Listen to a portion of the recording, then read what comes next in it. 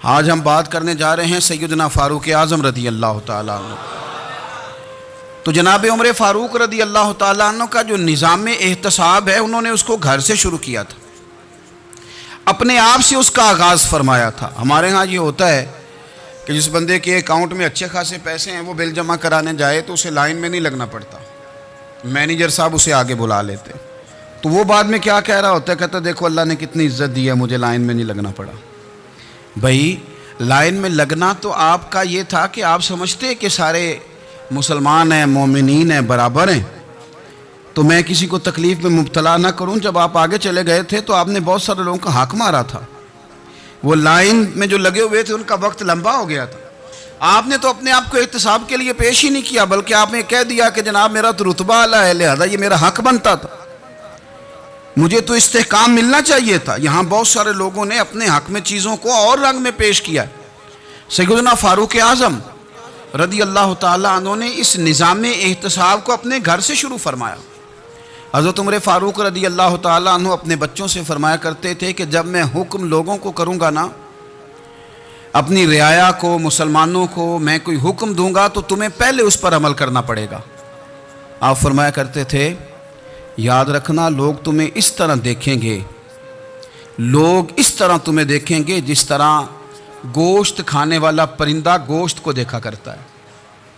چیل گوشت کھاتی ہے تو کیا کبھی اس کو پیغام بھیجنا پڑا ہے کہ تو آجا یہاں گائے مر گئی ہے، بھینس مر گئی ہے؟ خود بخود اس کی نظر ہوتی ہے، وہ پہنچ جاتی ہے۔ جناب عمر فرمانے لگے میرے گھر والوں، میرے بیٹوں، میری بیٹیوں، میری اہلیہ، لوگ تمہیں اس طرح دیکھیں گے جس طرح گوشت کھانے والے پرندے دیکھتے ہیں، لہذا میں جب کسی کو عمل کروں تو پہلے تمہیں اس پر عمل کرنا پڑے گا جب میں کسی کو حکم دوں۔ آپ فرمانے لگے یاد رکھنا اگر تم نے میرا حکم نہ مانا تو غیروں نے حکم نہ مانا تو انہیں ایک سزا ملے گی، اور اگر میرے گھر والوں نے نہ مانا تو ڈبل سزا ملے گی، تم پر ڈبل سختی کی جائے گی کہ تم نے میری بات کیوں نہیں مانی۔ یہ نظام احتساب ہے۔ ہم نہ دوسروں کے بچوں کا گلا کاٹ کے اپنے بچوں کی خوشیاں لینا چاہتے ہیں، ہم چاہتے ہیں کہ دوسروں کے بچوں کے حصوں کا مال میرے گھر میں آ جائے، آ جاتا ہے۔ کچھ لوگوں کی سیاست چل جاتی ہے، کچھ لوگوں کا فریب اور فراڈ کام کر جاتا ہے، لیکن وہ گھر روشن نہیں ہوتے۔ ان گھروں میں پیسہ ہوتا ہے پر قرار رخصت ہو جاتا ہے، ان گھروں میں آسانیاں اور وسعتیں تو آ جاتی ہیں لیکن ایک دوسرے کا احترام ختم ہو جاتا ہے۔ سیدنا فاروق اعظم رضی اللہ تعالیٰ عنہ کا یہ طریقہ تھا کہ وہ اپنے بچوں پر سختی کرتے۔ آپ ہمارے ملک میں یہ نظام ہے، موجودہ حکمران ہو یا ان سے پچھلے، بچے سب کے ملک سے باہر رہتے ہیں، یہاں رہتے ہیں تو محلات میں، باہر جاتے ہیں تو بڑی بڑی آسائشوں میں۔ ان کے بچوں کے لیے قانون بھی الگ سے ہیں، قاعدے بھی الگ سے ہیں، اور ہمارے ملک کے اندر تو ایک باقاعدہ پروٹوکول کا سسٹم ہے، اس سسٹم سے گزر کر بڑے بڑے لوگ چلنا پسند کرتے ہیں۔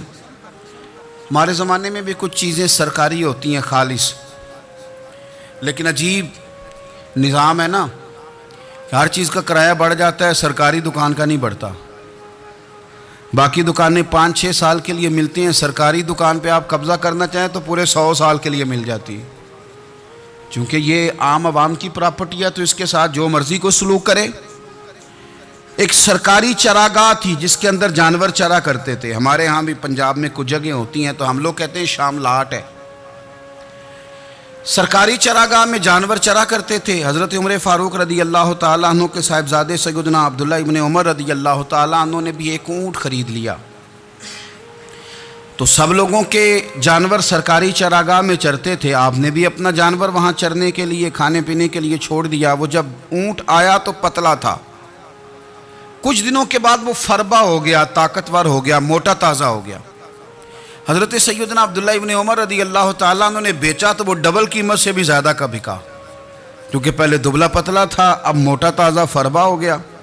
حضرت سیدنا فاروق اعظم رضی اللہ تعالیٰ عنہ کو پتہ چلا تو بلایا، فرمایا پتر اونٹ بیچ دیا ہے؟ ابا جی بیچ دیا ہے۔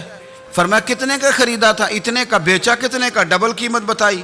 فرمایا اس طرح کر کے اصل رکھ لے اور جو اوپر ملی ہے مجھے دے دے۔ حضور آپ نے کیا کرنی ہے؟ فرمایا میں سرکاری خزانے میں جمع کروں گا۔ حضور کیوں؟ فرمایا اس لیے کہ تیرا اونٹ سرکاری جگہ پہ چرا کرتا تھا، وہ گھاس سرکاری جگہ سے کھاتا تھا، حضور سب کے کھاتے۔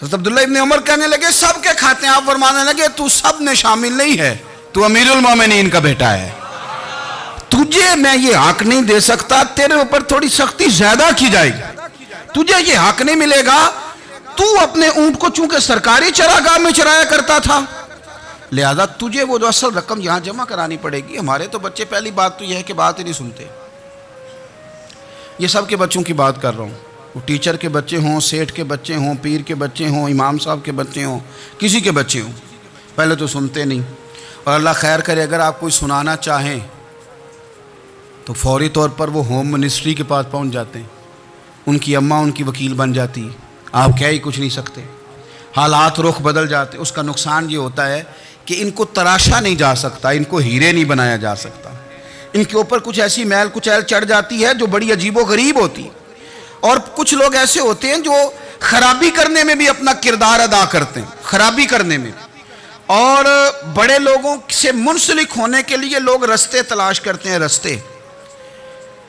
میں چونکہ چیزوں کا مطالعہ کرنے کا بڑا شوقین ہوں، تو میری والدہ داخل تھیں کئی سال پہلے ہسپتال میں، تو مجھے اس ہسپتال میں کچھ دن رہنا پڑا، ایک پرائیویٹ ہاسپٹل تھا، تو اس میں انہوں نے جگہ جگہ لکھ کے لگایا تھا ملازمین کو بخشیش نہ دیں، ہم ان کو بڑی اچھی معقول تنخواہ دیتے ہیں، سیلری بڑی عمدہ ہے، تو لوگ بخشیش نہ دیں۔ میں نے جو مینجمنٹ کے لوگ تھے ہاسپٹل کے، ان میں سے ایک سے میں نے کہا کہ اگر کوئی بندہ اپنی خوشی سے دینا چاہے تو آپ نے بڑا موٹا لکھ کے لگایا برائے مہربانی ان کو بخشیش نہ دیں۔ اس نے بڑی قیمت، سادہ آدمی تھا پر میری بڑی اس نے مجھے بات بتائی، مجھے نفع ہوا۔ کہنے لگے مولوی صاحب جب کچھ امیر لوگ ہسپتال میں مریض لے کے آتے ہیں تو وہ صفائی والے کو پہلے ہی 500 روپیہ دکھا لیتے ہیں آتے ہی، پھر وہ جیسے آواز دیتے ہیں صفائی والے فٹافٹ اندر آتے ہیں، ان کا کمرہ صاف کرتے ہیں، تو سارے تو بیچارے اتنے مالدار نہیں ہوتے کہ آتے ہی پہلے کام والے کو 500 دیں۔ پھر نقصان کیا ہوتا ہے کہ یہ جن کی ذمہ داری ہے بہت ساری ڈیوٹیاں کرنے کی، یہ ڈیوٹی نہیں کرتے، یہ پلٹ کے ان کی طرف دیکھتے ہیں جن کے گھر سے سالن صحیح آتا ہے، ادھر ان کی توجہ زیادہ ہو جاتی ہے، جو نوٹ ان کو زیادہ دکھاتے ہیں، جو پھل لے کے آتے ہیں تو آدھا ان کو دیتے ہیں۔ تو ہم یہ کہتے ہیں یہ کام ہی نہ کرو، یہ اپنی تنخواہ پہ کام کریں تاکہ ہر آنے والے کا درد سمجھیں، ہر ایک کو یکساں یہ سروسز فراہم کریں۔ تو ہم یہ کام کرتے ہیں، ہم ایم پی اے کے اور کسی سے ہمارا تعلق نہ بنے تو ہم جناب اس کے ڈرائیور سے ہی تعلق بنا لیتے ہیں، ہم وہ جو آپریٹ کرنے والا ہوتا ہے ٹیلی فون اسی سے بڑا تعلق بناتے ہیں، اس کو مٹھائی کا ڈبہ جلدی پہنچا دیتے ہیں۔ تو اسی طرح سے بڑے لوگوں کی اولادوں کو بگاڑا جاتا ہے۔ حضرت عاصم بن عمر رضی اللہ تعالیٰ عنہ، یہ سیدنا فاروق اعظم کے بیٹے تھے، مصر گئے تو لوگوں کو پتہ چلا حضرت عمر کے بیٹے آئے، لوگوں نے تحفے دیے، بڑی بڑی چیزیں آپ کو دی، حضرت عمر کا بیٹا آیا، بڑے گفٹ دیے۔ تو صاحبزادے واپس آئے تو ان کے پاس بڑے تحائف تھے، سیدنا عمر فاروق رضی اللہ تعالیٰ عنہ نے دیکھا تو فرمایا ادھر لانا تحفے، کہا بھائی لوگوں نے مجھے دیے ہیں، فرمایا تو نے کیوں بتایا تھا کہ میں امیر المومنین کا بیٹا ہوں؟ کہا حضور ان کو ویسے ہی پتہ چل گیا۔ فرمانے لگے پتر یہ تحفے تمہیں اس لیے ملے ہیں کہ تم امیر کے بیٹے ہو، یہ تحفے تمہارا حق نہیں، چونکہ تمہیں اس کرسی کی وجہ سے ملے ہیں اور یہ کرسی مسلمانوں کی ہے، لہذا یہ حق بھی مسلمانوں کا ہی ہے، یہ لا سارے مال غنیمت میں جمع کیے جائیں گے۔ آپ اپنے گھر سے جب احتساب شروع کرتے ہیں، اپنے گھر سے، اور یہ یاد رکھیں یہ جو لوگ آتے ہیں آپ کے بچوں کو نوازنے کے لیے، یہ انہیں خراب کرتے ہیں، بگاڑ پیدا کرتے ہیں، یہ عجیب و غریب سی چیزوں میں مبتلا کر دیتے ہیں، بچوں کا نقصان ہوتا ہے کل کلام۔ پھر جو شاپر اچھا لے کے آئے پیر صاحب کے بچے ذرا اس سے پیار سے ملتے ہیں، نقصان ہو جاتا ہے، یہ دستے نگر ہو جاتے ہیں، یہ لوگوں کی طرف جیتے ہیں، دوسروں پہ ڈیپینڈ کرنے لگتے ہیں۔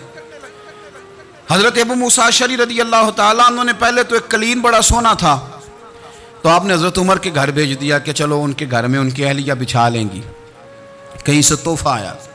پھر وہ جس کمرے میں مال غنیمت اور خزانہ رکھا جاتا تھا اس کی صفائی کر رہے تھے تو ایک دینار مل گیا، تو وہ دینار بچے سارے جا رہے تھے، تو ان میں سے حضرت عمر کے ایک بیٹے کو چھوٹے کو بلایا اور بلا کے کہا پتر یہ دینار لے لو۔ حضرت عمر نے دیکھا کہ بیٹے کے ہاتھ میں دینار بھی ہے اور گھر میں قالین بھی ہے، ایک موقع پہ وہ قالین گیا، ایک موقع پر بچے کو ایک دینار دیا، تو حضرت عمر اپنی اہلیہ سے پوچھنے لگے یہ کہاں سے آیا قالین؟ کہا جناب ابو موسیٰ اشعری رضی اللہ تعالیٰ عنہ نے بھیجا ہے۔ بیٹے سے پوچھا دینار کہاں سے آیا؟ کہا مجھے انہوں نے ہی دیا ہے۔ آپ نے وہ دینار بھی لیا اور قالین بھی لیا اور اس کو لپیٹا، اور جناب ابو موسیٰ اشعری کو بلایا اور اتنے سخت ناراض تھے، فرمانے لگے ابو موسیٰ اشعری سے کہنا میرے پاس پیدل آئے، گھوڑے پہ نہ آئے۔ اور جب آئے حضرت ابو موسیٰ اشعری تو جناب عمر اتنے ناراض ہوئے کہ وہ قالین لپیٹ کے تو ان کے سر پہ مار دیا۔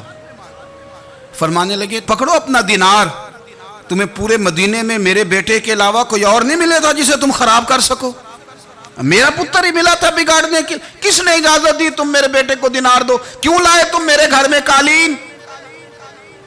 حضرت عمر فاروق رضی اللہ تعالیٰ عنہ فرمانے لگے میں زمین پہ سونے کا عادی ہوں، زمین چٹیل بھی ہو تو رب کا بندہ بن کے سوتا ہوں تو اللہ مجھے آرام اور سکون کی نیند عطا فرما دیتا ہے، مجھے تمہارے مخملوں کی اور قالینوں کی ضرورت نہیں ہے۔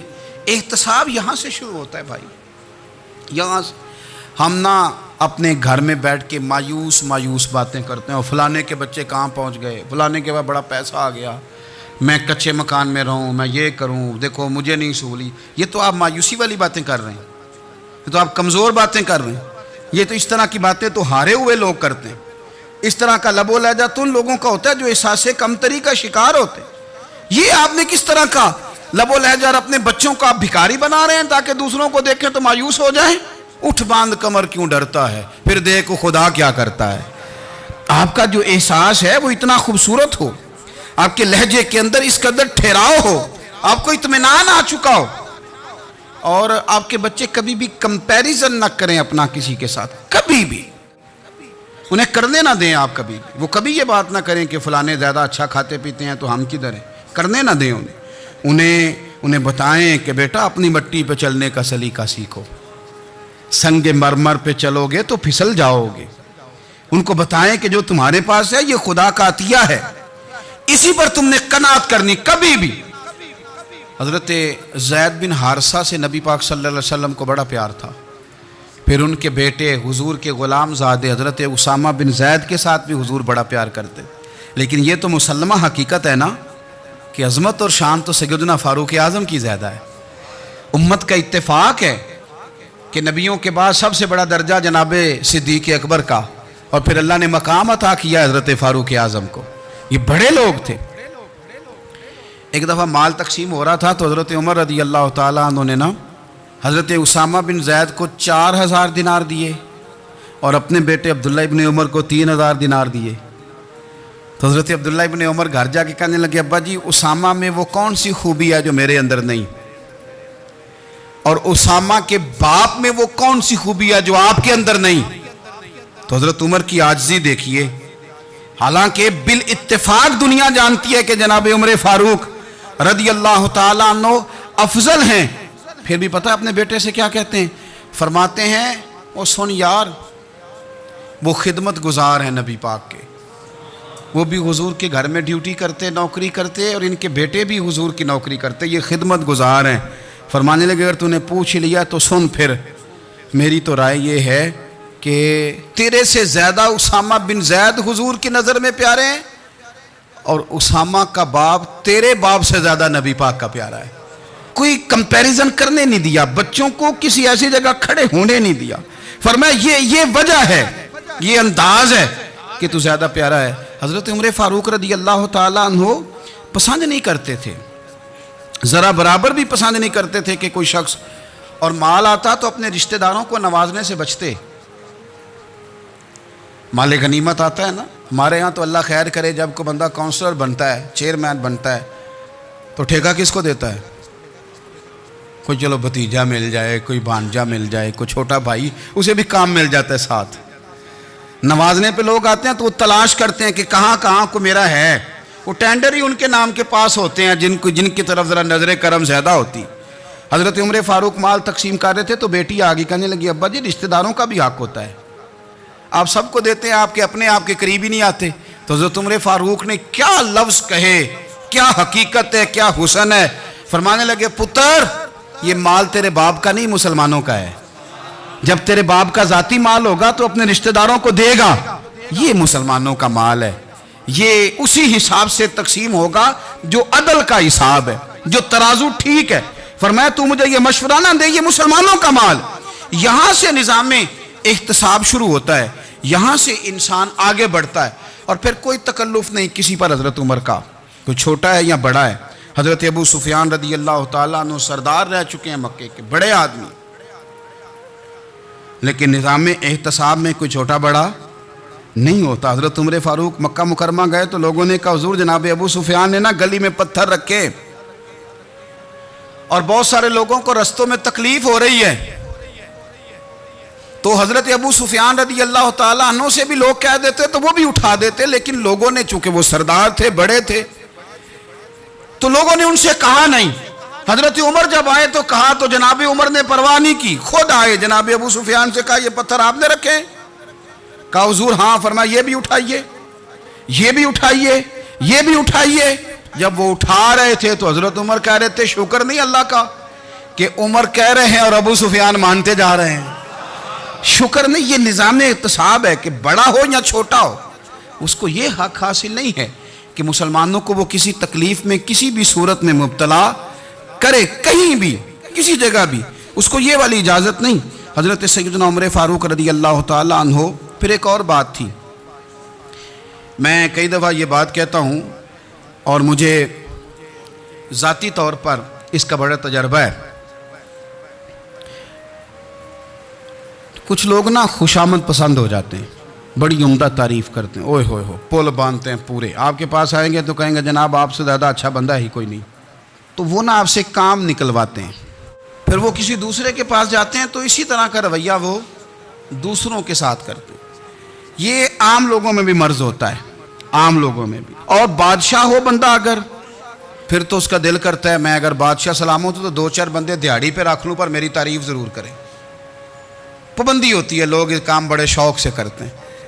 اور شیخ سعدی فرمایا کرتے تھے لکڑی کو گھن کھا جاتی ہے اور بڑے لوگوں کو خوشامد کھا جاتی ہے خوشامد۔ حضرت عمر فاروق رضی اللہ تعالیٰ عنہ اس معاملے میں بھی بڑے مضبوط تھے۔ ویسے مجھے اور آپ کو اچھا کون لگتا ہے؟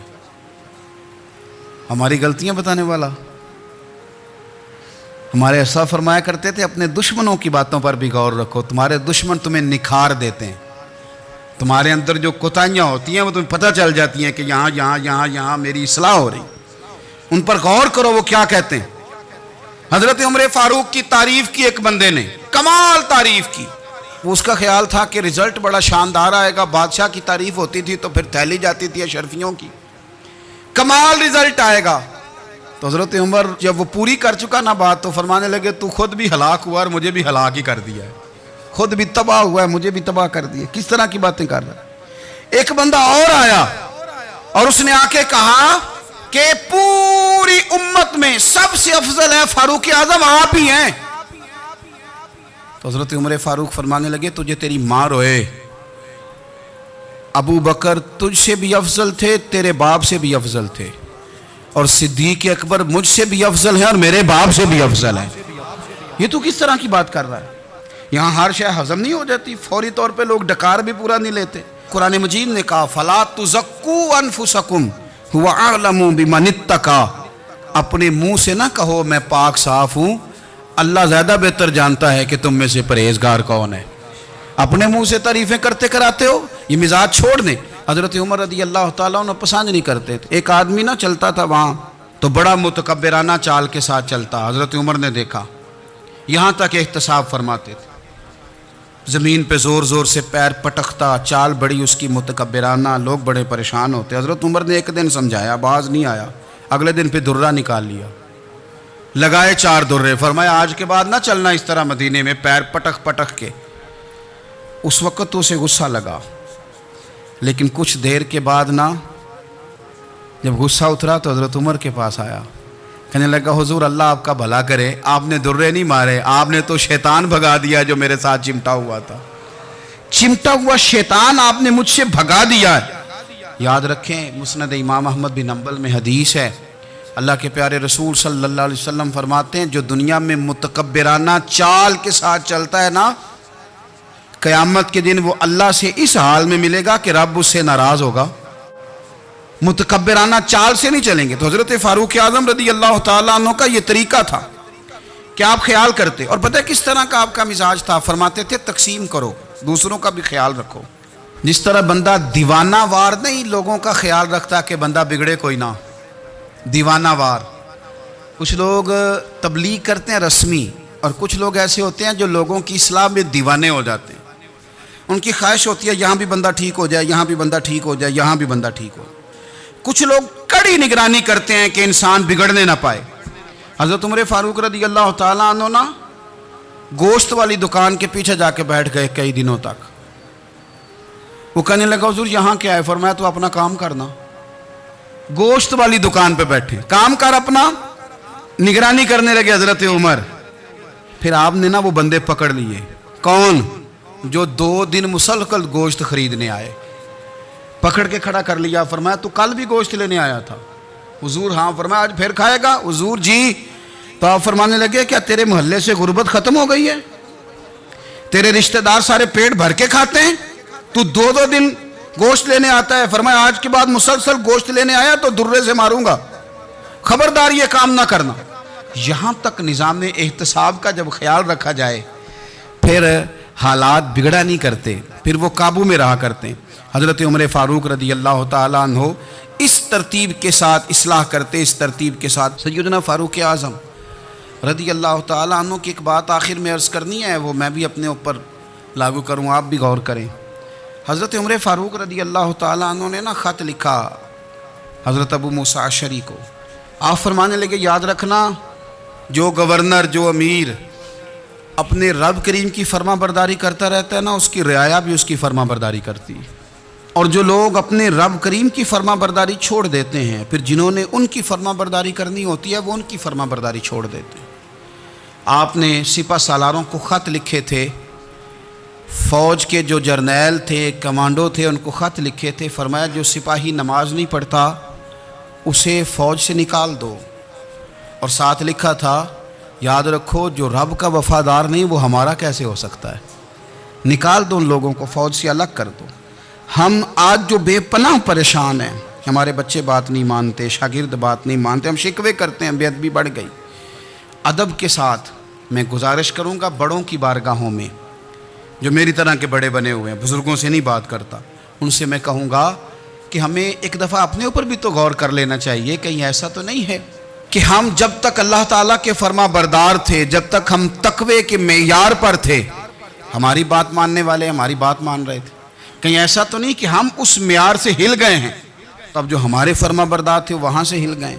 حضرت عمر رضی اللہ تعالیٰ عنہ فرمایا کرتے تھے کہ لوگوں کو عجب میں مبتلا نہیں ہونا چاہیے. خود پسندی کا جو ماحول ہوتا ہے اس سے لوگوں کو ہمیشہ نکلنا چاہیے. حضرت عمر کے ایک صاحبزادے نے کنگھی کر لی، اچھا لباس پہن لیا تو درہ مارا جناب عمر نے. تو آپ کی بیٹی کہنے لگی ابا جی یہ تو بالکل جائز ہے، اچھے کپڑے پہننا، اچھا لباس پہننا اور سر میں کنگھی کر لینا، اس پر درہ کیوں مار دیا؟ تو آپ فرمانے لگے بیٹا یہ خود پسندی میں مبتلا ہونے لگا تھا، یہ اپنے آپ کو بہت بھلا سمجھنے لگا تھا. اس کا خیال تھا کہ میں یوں، میرے علاوہ کوئی نہیں. یہ اس مقام پہ جا رہا تھا جہاں اس کی تربیت رک جاتی، اس لیے درہ مارا ہے. ایک دفعہ حکومتی معاملات کے اندر آپ کی اہلیہ نے مشورہ دینا چاہا. بڑے کام بیویاں نہیں کرتی، بڑے بڑے معاملات میں مداخلت نہیں کرتی. ہمارے بر صغیر میں وہ بادشاہ نہیں گزرا کہ جو فیصلہ کرتا تھا تو کرسی پہ بیٹھ جاتا تھا اور پردے کے پیچھے اس کی بیوی بیٹھ جاتی تھی، اور جب وہ فیصلہ سنانے لگتا تو یوں گردن پیچھے کرتا اور اہلیہ جو کہتی وہ فیصلہ سنا دیتا. لیکن ایک دفعہ خاتون نے ایک آدمی کو حضرت عمر نے معزول کیا تو آپ کی اہلیہ نے، اس آدمی کی اہلیہ حضرت عمر کی اہلیہ سے ملی ہوں گی، تو خاتون نے ذرا سفارش کرنی چاہی. تو جناب عمر فاروق رضی اللہ تعالیٰ عنہ کے ہاتھ میں عصا تھا، ڈنڈا تھا، 2-3 دفعہ زمین پہ مارا. فرمایا تمہیں کس نے اجازت دی ہے حکومتی معاملات میں مشورہ دینے کی؟ یہ مشورہ مولا علی دیں گے یا عثمان غنی دیں گے؟ آپ کو کس نے اجازت دی؟ وہ حکومتی معاملات، وہ مسلمانوں کا اجتماعی معاملہ، وہ مسلمان دیکھیں گے. آپ کو اس میں آنے کی اجازت نہیں ہے. جو آپ کی ذمہ داریاں ہیں، آپ کے حقوق ہیں، ان پر آپ بات کریں. تو بھائی نظام میں احتساب اپنی ذات سے شروع کریں. ہماری اولادیں، ہمارے بچے وہ باہر سے انہوں نے زیادہ اثر نہیں لیا. ہم نے انہیں بتایا کہ ہم بڑے غریب ہیں, ہم بڑے مجبور ہیں, ہم تو بڑے کمزور ہیں, ہماری تو سنتا کوئی نہیں, یہ تو امیروں کا ملک ہے, اس میں تو فلانے کو اہمیت حاصل ہے. ان باتوں نے ہمارے بچوں کو کمزور کیا ہے. ان باتوں نے ہمارے بچوں کے دلوں میں احساس کمزوری پیدا کیا ہے. آپ ان کو جینا سکھائیں. آپ ان لوگوں کو بتلائیں کہ رب کریم نے جو تمہارے لیے بہتر سمجھا وہ تمہیں اپنے فضل سے بڑا عطا فرمایا ہے. آپ ان کو ان کے مقام پر رہ کر خوددار اور قناعت پسند ہونا سکھائیں. آپ یقین کریں گھر امن والا بن جائے گا. بچے اگر بھنا ہوا گوشت کھا رہے ہوں اور پھر بھی لاڑی رہے ہوں کہ مسالہ میری مرضی کا نہیں, سٹائل میری مرضی کا نہیں, ٹیسٹ میری مرضی کا نہیں, یہ والا گوشت میں نے نہیں کھانا, یہ اس طرح کر کے بھنا ہوتا تو پھر میں نے کھانا تھا, وہ زیادہ خوفناک صورتحال ہو جاتی ہے.